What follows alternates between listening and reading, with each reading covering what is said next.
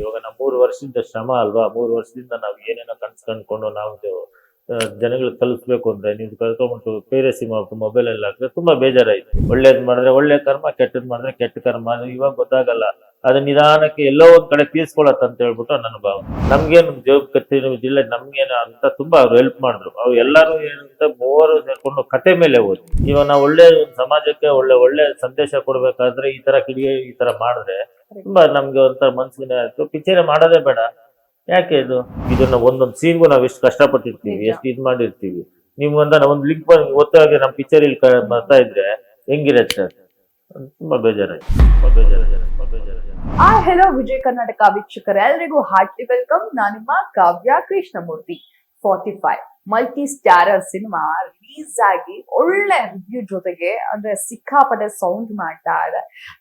ಸಿನಿಮಾದ ಬಗ್ಗೆ ಸಾಕಷ್ಟು ಇದೆ, ನಿಮ್ಗೂ ಕೂಡ ಕುತೂಹಲ ಇದೆ.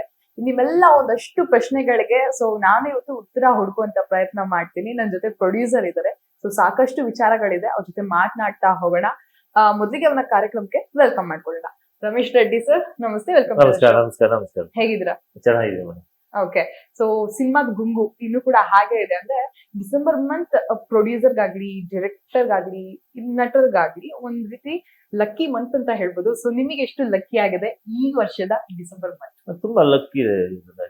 ಡಿಸೆಂಬರ್ ಅಲ್ಲೆಲ್ಲ ರಜಾ ಇರತ್ತಲ್ಲ, 5 ದಿವಸ ಕ್ರಿಸ್ಮಸ್ ರಜದಲ್ಲಿ ತುಂಬಾ ಲಕ್ಕಿ ಇದೆ. ಇನ್ನು 45 ಅಂದ್ರೆ 45 ಶುರುವಾದಾಗ್ಲೇ ಈ ಟೈಟಲ್, ಮುಹೂರ್ತ ಈ ತರದ್ ಲಾಂಚ್ ಆಗ್ತಿರ್ಬೇಕಾರೇನೆ ಸಾಕಷ್ಟು ಕುತೂಹಲ ಇತ್ತು. ಯಾಕಂದ್ರೆ 3 ಸ್ಟಾರ್ಸ್ ಇರ್ತಾರೆ, ಸಿನಿಮಾ ಹೇಗಿರುತ್ತೆ ಅನ್ನುವಂಥದ್ದು. ಫೈನಲಿ ಸಿನಿಮಾ ರಿಲೀಸ್ ಆಗಿದೆ, ಜನ ಮೆಚ್ಕೋತಾ ಇದಾರೆ. ಪ್ರೊಡ್ಯೂಸರ್ ಆಗಿ ಎಷ್ಟು ಖುಷಿ ಇದೆ ಸರ್? 100% ಖುಷಿ ಇದೆ. ಅಂತ ಒಳ್ಳೆ ಕಂಟೆಂಟ್ ಅಲ್ಲಿ ನಾವೆಲ್ಲ ಜನಗಳಿಗೆ ಕೊಟ್ಟಿದೀವಲ್ಲ ಅಂತ ಫುಲ್ ಖುಷಿ ಇದೆ. ಇನ್ನು ನೀವು ಬ್ಯಾಕ್ ಟು ಬ್ಯಾಕ್ ಸಿನಿಮಾಗಳನ್ನ ಮಾಡ್ತಾ ಇದ್ದೀರಿ. ಈಗ ಬ್ಯಾಕ್ ಟು ಬ್ಯಾಕ್ ಹಿಟ್ ಗಳನ್ನ ನೋಡಿದ್ದೀರಿ. ಈಗ ಅದೇ ಹಿಟ್ ಲಿಸ್ಟ್ ಗೆ ಅಗೇನ್ 45. ಪ್ರೊಡ್ಯೂಸರ್ ಆಗಿ ಆಬ್ವಿಯಸ್ಲಿ ಖುಷಿಯಾದ ವಿಷಯ. ರಮೇಶ್ ರೆಡ್ಡಿ ಅವರಿಗೆ ಈ ಒಂದು ಸಿನಿಮಾ ಪರ್ಸನಲ್ ಆಗಿ ಎಷ್ಟು ಖುಷಿ ಕೊಡ್ತಾ ಇದೆ ಅಂತ? ಇಲ್ಲ, ಪರ್ಸನಲ್ ಆಗಿ ತುಂಬಾ ಕಂಟೆಂಟೇ ಪರ್ಸನಲ್ ಆಗಿ ನಾವು ತಗೊಂಡಿದ್ದೇವೆ. ಯಾಕಂದ್ರೆ ಇದೊಂದು ಗರುಡ ಪುರಾಣ ಇತ್ತು.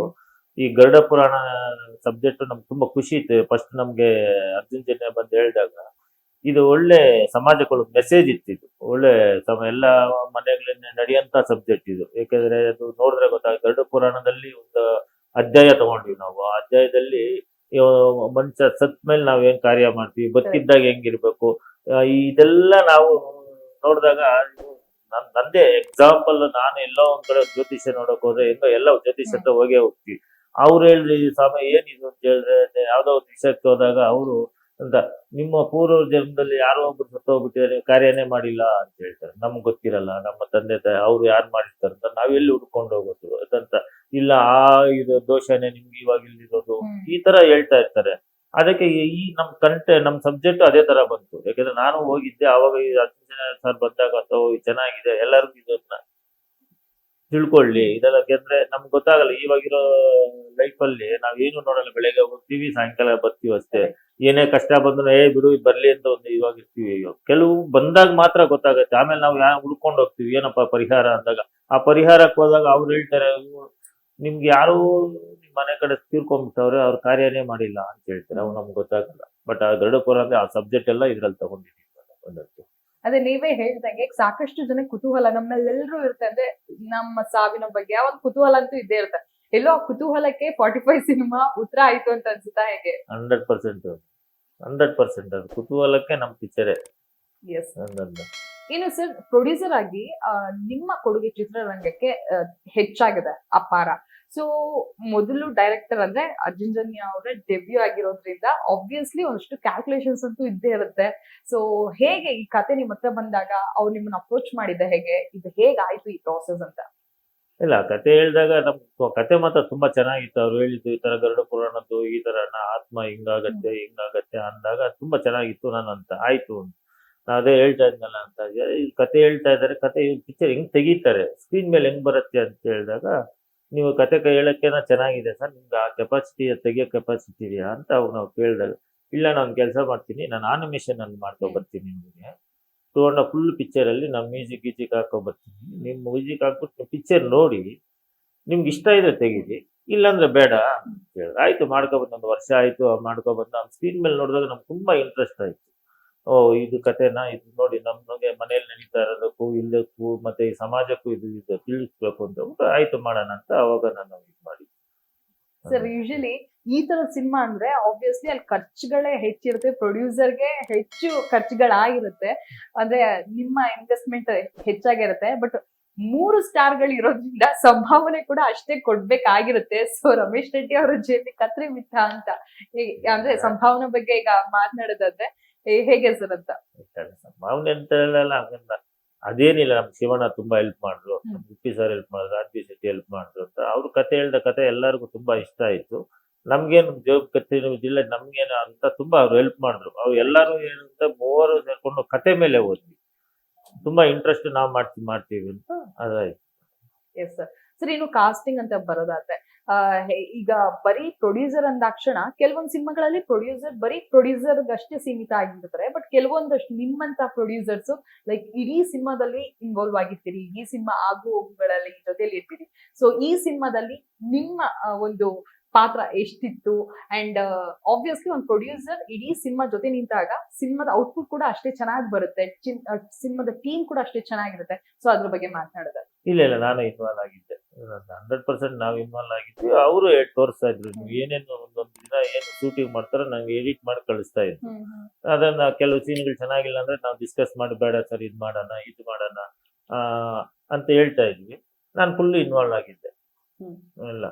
ಓಕೆ ಸರ್, ಇನ್ನು ಇದ್ರ ಜೊತೆಗೆ ಒಂದು ಸಿನಿಮಾ ನಾವು ಇಷ್ಟು ಅಂದ್ರೆ ಕೆಲ ವರ್ಷಗಳ ಕಾಲ ವೇಟ್ ಮಾಡಿ ತದನಂತರ ಸಿನಿಮಾ ಥಿಯೇಟರ್ ಬರುತ್ತೆ, ಎಲ್ಲವೂ ಓಕೆ, ಒಳ್ಳೆ ರೆಸ್ಪಾನ್ಸ್ ಇದೆ, ಪಾಸಿಟಿವ್ ರೆಸ್ಪಾನ್ಸ್ ಇದೆ. ಆದ್ರೆ ಕೆಲ ಕಿಡಿಗೇಡಿಗಳು ಬೇಕಂತಲೇ ಸಿನಿಮಾ ಬಗ್ಗೆ ಮಾತನಾಡೋದು ಈ ತರ ಮಾಡಿದಾಗ ಎಲ್ಲೊಂದ್ ಕಡೆ ಆಬ್ವಿಯಸ್ಲಿ ಕನ್ನಡ ಪ್ರೇಕ್ಷಕರಾಗಿ ನಮಗೂ ಕೂಡ ಅದು ಬೇಜಾರ್ ಅನ್ಸುತ್ತೆ. ಆಸ್ ಅ ಪ್ರೊಡ್ಯೂಸರ್ ಆಗಿ ನೀವು ಇದ್ರ ಬಗ್ಗೆ ಮಾತನಾಡೋದು ಸರ್, ಯಾಕಂದ್ರೆ ಸ್ಟೇ ಕೂಡ ತಂದಿದ್ದೀರಿ. ಸೊ ಅದ್ರ ಬಗ್ಗೆ ಮಾತನಾಡೋದಾದ್ರೆ ಇಲ್ಲ ತುಂಬಾ ಬೇಜಾರಾಗುತ್ತೆ. 24 ಗಂಟೆ ಪೈರಸಿ ಮಾಡೋಣ ಮೇಡಮ್. ಇವಾಗ ನಾವು 3 ವರ್ಷದಿಂದ ಶ್ರಮ ಅಲ್ವಾ, 3 ವರ್ಷದಿಂದ ನಾವು ಏನೇನೋ ಕನ್ಸ್ ಕಂಡ್ಕೊಂಡು ನಾವು ಜನಗಳಿಗೆ ತಲುಪಿಸ್ಬೇಕು ಅಂದ್ರೆ ನೀವು ಕರ್ಕೊಂಡ್ಬಿಟ್ಟು ಪೈರಸಿ ಮಾಡ್ಬಿಟ್ಟು ಮೊಬೈಲ್ ಅಲ್ಲಿ ಹಾಕಿದ್ರೆ ತುಂಬಾ ಬೇಜಾರಾಯ್ತು. ಅದಕ್ಕೆ ನಾವು ಇದು ಮಾಡಿದ್ವಿ, ತುಂಬಾ ನೋಯ್ತು, ಯಾರು ಮಾಡಬಾರ್ದು ಅದು. ಅದಕ್ಕೆ ನಾನು ಇವಾಗ ಹೇಳ್ಬಿಟ್ಟಿದ್ದೆ, ಏನೇ ಮಾಡಿದ್ರು ನನ್ನ ಮೇಲೊಬ್ಬ ಇದ್ದಾನೆ, ಒಳ್ಳೇದ್ ಮಾಡಿದ್ರೆ ಒಳ್ಳೆ ಕರ್ಮ, ಕೆಟ್ಟದ್ ಮಾಡಿದ್ರೆ ಕೆಟ್ಟ ಕರ್ಮ. ಅದು ಇವಾಗ ಗೊತ್ತಾಗಲ್ಲ, ಅದು ನಿಧಾನಕ್ಕೆ ಎಲ್ಲೋ ಒಂದ್ ಕಡೆ ತೀರ್ಸ್ಕೊಳತ್ತಂತ ಹೇಳ್ಬಿಟ್ಟು ನನ್ನ ಭಾವನೆ. ಸರ್ ಒಂದಂತೂ ಪ್ರಶ್ನೆ ಇದ್ದೇ ಇದೆ, ಎಲ್ಲಿ ತನಕ ಈ ಹೋರಾಟ ಅಂತ, ಅಂದ್ರೆ ಈ ಪೈರಸಿ ಅನ್ನೋದು ಬಿಟ್ಟು ಬಿಡ್ದಂಗ್ ಕಾಡ್ತಾ ಇದ್ರೆ ಸೊ ಸಿನಿಮಾಗಳು ಎಲ್ಲಿ ನಮ್ಗೆ ಈ ಪ್ರೊಡ್ಯೂಸರ್ಗಾಗ್ಲಿ ಅಥವಾ ಟೀಮ್ಗಳಿಗಾಗ್ಲಿ ಎಲ್ಲಿ ಒಂದು ಇದು ಸಿಗುತ್ತೆ ಅಂತ ಹೇಳಿ. ಇಲ್ಲ ನೆನ್ನೆ ನಾನು ಮನ್ಸಿಗೂ ಹಂಗೆ ಅನ್ಸ್ತು, ನಾವು ಇಷ್ಟು ದೊಡ್ಡ ಬಡ್ಜೆಟ್ ಆಫ್ ಇಷ್ಟು ಪಿಕ್ಚರ್ ಈ ತರ ಪೈರಸಿ ಮಾಡಿ ಇನ್ಮೇಲೆ ಪಿಕ್ಚರೇ ಮಾಡಬಾರ್ದು ಅಂತ ಒಂದು ಮನ್ಸಿಗೆ ಹೋಯ್ತು ನನಗೆ, ಖಂಡಿತ ಹೋಯ್ತು. ಇಷ್ಟು ದೊಡ್ಡ ಬಡ್ಜೆಟ್ ಪಿಕ್ಚರ್ ಮಾಡೋದೇ ಬೇಡ, ಸಣ್ಣ ಸಣ್ಣ ಮಾಡೋಣ. ಈ ಬಡ್ಜೆಟ್ ಅಲ್ಲಿ ಒಂದು 5-6 ಪಿಕ್ಚರ್ ಆಗ್ತಾ ಇತ್ತು, ಯಾಕೆ ಅದು ಬೇಕು? ಇವಾಗ ನಾವು ಒಳ್ಳೆ ಸಮಾಜಕ್ಕೆ ಒಳ್ಳೆ ಸಂದೇಶ ಕೊಡ್ಬೇಕಾದ್ರೆ ಈ ತರ ಈ ತರ ಮಾಡಿದ್ರೆ ತುಂಬಾ ನಮ್ಗೆ ಒಂಥರ ಮನ್ಸಿಗೆ ಆಯ್ತು, ಪಿಕ್ಚರ್ ಮಾಡೋದೇ ಬೇಡ, ಯಾಕೆ ಇದು ಆತರ ಅನ್ಸತ್ತೆ ನಮ್ಗೆ. ನಮ್ಮ ಮನ್ಸಿಗೆ ನೆನ್ನೆ ಹಂಗೆ ಅನಿಸ್ತು, ಇಷ್ಟು ದೊಡ್ಡ ಬಡ್ಜೆಟ್ ಚಿಕ್ಕ ಮಾಡ್ಕೊಂಡಿದ್ರೆ ಆಗ್ತಾ ಇತ್ತು, ಇದು ಯಾಕೆ ಇಷ್ಟಪ್ಪ, ನಾವು ಪಿಕ್ಚರ್ ಮಾಡ್ಬಿಟ್ಟು ನಮ್ಮ ಪಿಕ್ಚರೇ ನಮ್ಮ ಮೊಬೈಲಲ್ಲಿ ತಗೋಬೇಕಾದ್ರೆ ನನ್ಗಂತ. ಇದನ್ನ ಒಂದೊಂದು ಸೀನ್ಗೂ ನಾವು ಎಷ್ಟು ಕಷ್ಟಪಟ್ಟಿರ್ತೀವಿ, ಎಷ್ಟು ಇದು ಮಾಡಿರ್ತೀವಿ. ನೀವು ಒಂದು ಲಿಂಕ್ ಒತ್ತಾಗಿ ನಮ್ಮ ಪಿಕ್ಚರ್ ಇಲ್ಲಿ ಬರ್ತಾ ಇದ್ರೆ ಹೆಂಗಿರತ್ತೆ? ತುಂಬಾ ಬೇಜಾರಾಯ್ತು.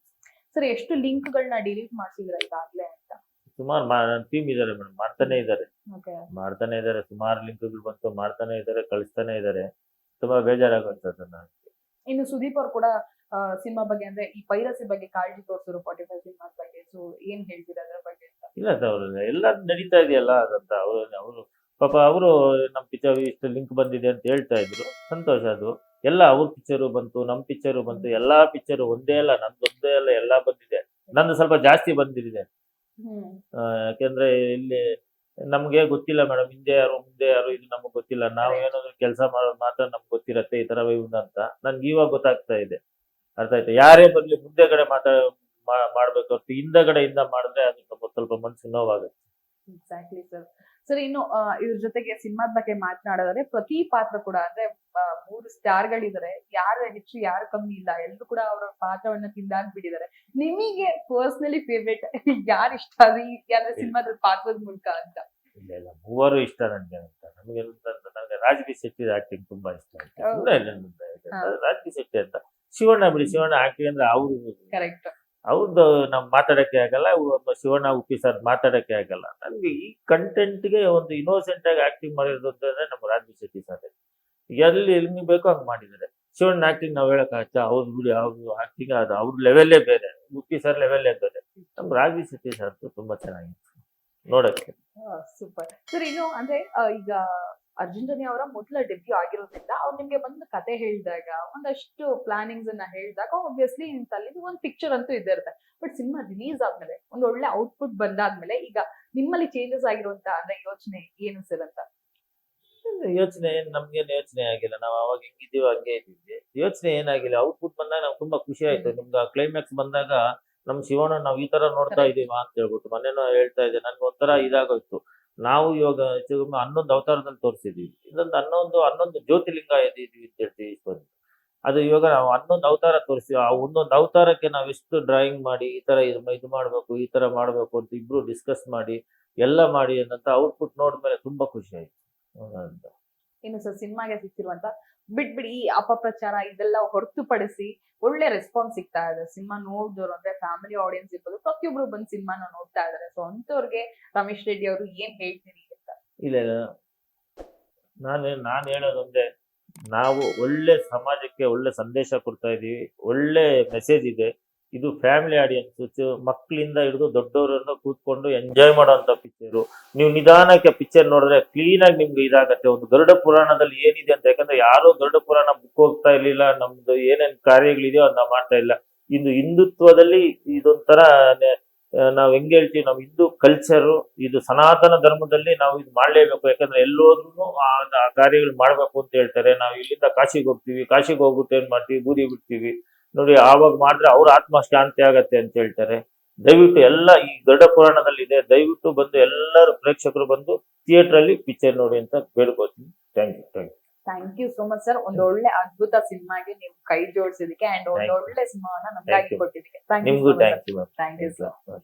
ಸೊ ನೋಡುದಲ್ಲ ರಮೇಶ್ ರೆಡ್ಡಿ ಅವರ ಮಾತಾಗಿದ್ದು. ಇನ್ನಷ್ಟು ಹೆಚ್ಚಿನ ಅಪ್ಡೇಟ್ಸ್ ಗಾಗಿ ನೋಡ್ತಾ ಇರಿ ವಿಜಯ ಕರ್ನಾಟಕ ವೆಬ್.